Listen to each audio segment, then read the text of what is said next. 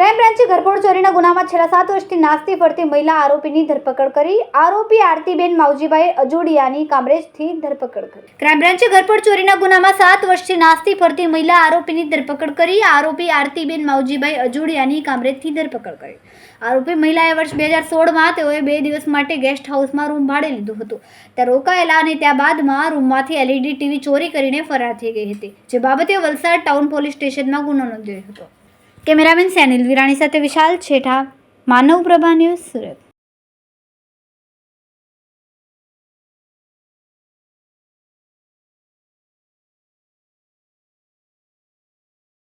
અમારા વિડિયોની નવી અપડેટ મેળવવા માટે સબસ્ક્રાઇબ કરો માનવ પ્રભા ન્યૂઝ ચેનલને.